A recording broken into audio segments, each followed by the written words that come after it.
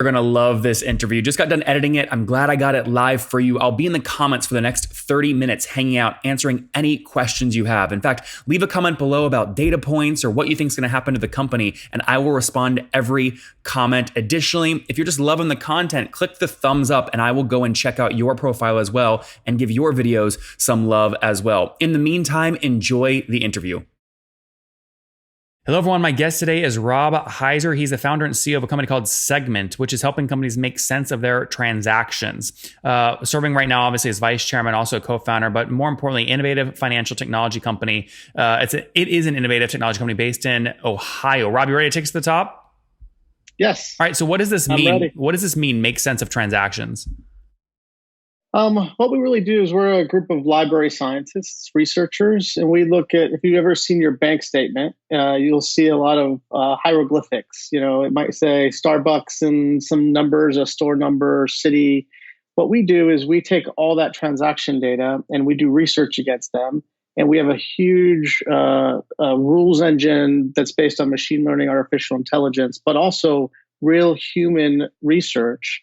And that creates a very high quality, high categorization, high match rate of every transaction that runs through a banking system. So to give you an example of that, if you see something that's like WDW underscore CRO underscore ref, most institutions won't know what that means. What we know is that is a customer of Walt Disney World and actually a vacation club buyer. So that means that they're a vacation. They like Walt Disney World, and they also have a vacation club membership. So it means a lot in terms of what a bank's looking for, in terms of what their customer might be doing next. So who are you actually selling to? Who's paying you?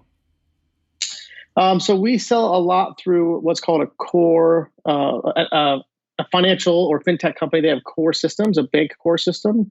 We sell through them, but the end customers, like a credit union, their financial institutions, we sell all the way from some of the, maybe 250 million in assets, all the way up to one that has over $1 trillion in assets. Sorry, what I'm trying to understand is, are you selling to like Chase, or are you selling to like a hedge fund that wants to understand consumer behaviors specific to payments actually being made?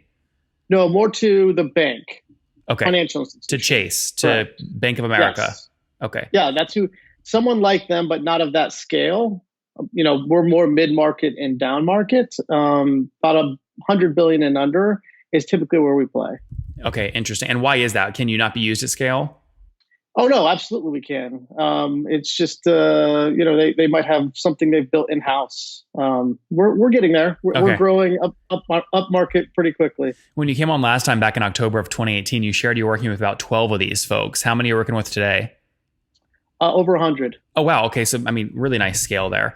And now, How do you bill? Is it a SaaS model, or is it per transaction analyzed, or what? So we're a SaaS business. We charge on a per customer, or in a credit union, it's a per member per month. So they get charged for the amount of active account holders they have. In that last year, we charged them based on that. Interesting. So a small little bank in San Antonio, Texas, called Jefferson Bank might use you if they have 1,000 depositors and under 100 billion in AUM. You're going to charge them based off the 1,000 people that have deposited some money with them. Correct. So it scales down and scales up based on the size of the institution. Interesting. Okay. And so give me an average here. The average institution, are we talking like $10,000 ACV accounts or like 10 million kind of ACV accounts? On how many account holders they have? Sorry. No, on average, what are these smaller banking institutions paying you per year to use your technology?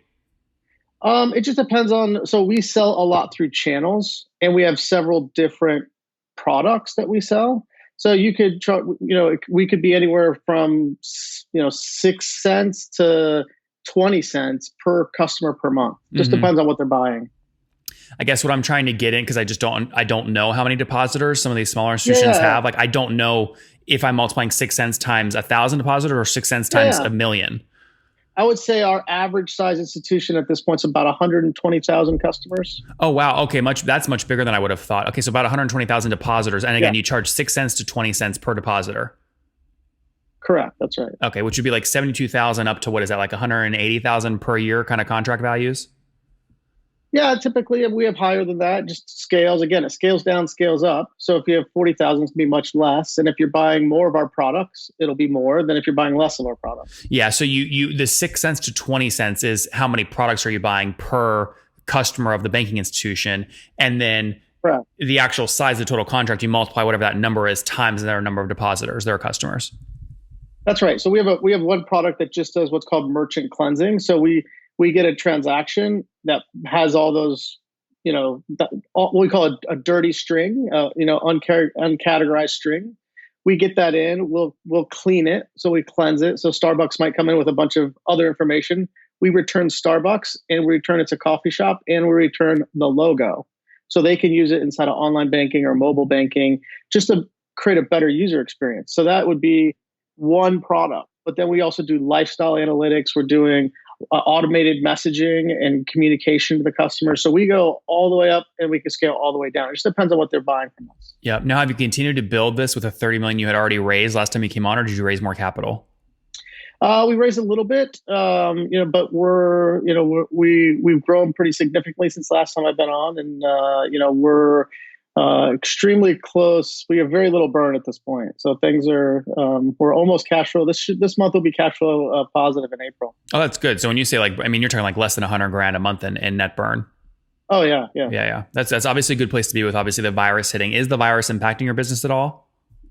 In terms of us, we've maybe seen some deals slide into the next quarter, but I would tell you it's been more beneficial. And the reason I say that is because we're trying to help our customers. It's not necessarily we're trying to drive revenue around that, but one of the things that we're doing, especially with our financial institutions, is we're helping them identify where the need is. Right? They have lots of customers, and it's hard to distill down to who really needs you right now.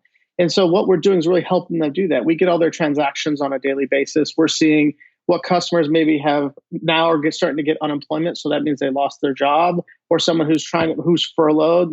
We're helping them identify that and giving them literally, we created a report that they get. Like we're giving it to them for free just as part of our service to help, what's happening in the world, is we're giving them this report.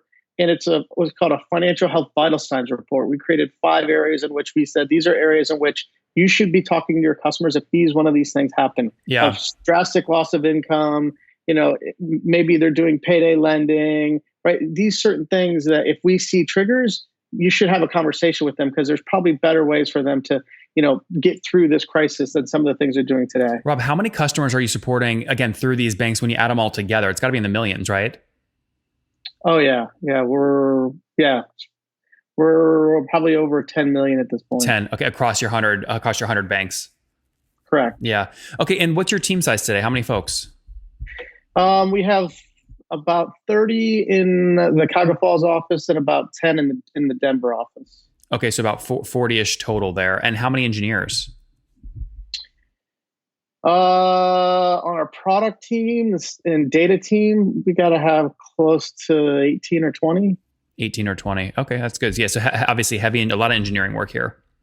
Yeah, that's right. Yeah, very good. Look, I know you got to head out, so this is a nice growth. What do you think, again, when you altered your plans because of the virus, what do you think your guys' growth rate will look like over the next 12 months?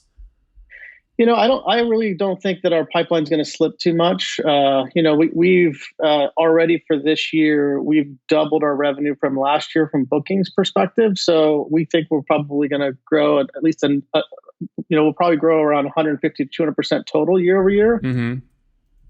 I think that's an account to also, we'll probably have some slippage in terms of deals into 21. But in terms of what we're seeing, we're not seeing a whole lot of softness around our business. Yeah, no, that's a good place to be. Now, I mean, do you see yourself? I mean, have you guys already passed the $10 million ARR mark, or do you see yourself hitting that soon? Not yet, but we're like I said, we're growing fairly quickly. Yeah, I mean, if you do actually hit 120% growth this year, you'll pass 10 million in ARR. We will be. Yes, we'll look great at the end of the year. Yeah. All right, let's wrap up quickly. Famous 5. Number 1, favorite business book. Sense making. Number 2, is there a CEO you're following or studying? I like Dan Collins from WasteBits. Number 3, favorite online tool for building your business. We use Monday a lot, but LinkedIn is my favorite. Number 4, how many hours of sleep do you get? I'd probably get 6 to 7. Fair enough. Situation, married, single, kids? Married, 3 kids, all stuck in our house. And how old are you? I'm 44. Last question. What do you wish your 20-year-old self knew? That everything takes longer, and and all you have to have is patience and relentlessness to get through the challenging times. Guys, that was one of those times. There you have it. Segmint helps smaller banks with under 100 billion in AUM categorize expenses from all of their customers more accurately by understanding what those credit line items actually mean at scale. A lot of engineering work, 40 people on the team, call it 20 engineers, 30 million raised to build this thing. They charge between 6 cents and 20 cents per banking customer across the 100 banks that they currently serve. Looking to grow, call it 120% year over year, grew about 100% year over year in 2019. Rob, thanks for taking us to the top. All right, great. Thanks, Chrissy. I appreciate it. You guys know I fight like heck to get these data points for you from these CEOs that rarely do these kinds of shows. If you want more shows like this, make sure you subscribe right now. We're trying to get 10,000 YouTube subscribers by the end of September here, 2019. And it would mean the world to me if you clicked now to subscribe. Additionally, I've got 2 more great interviews for you. If you want more data points from the world's leading SaaS CEOs, click and watch one of them right now.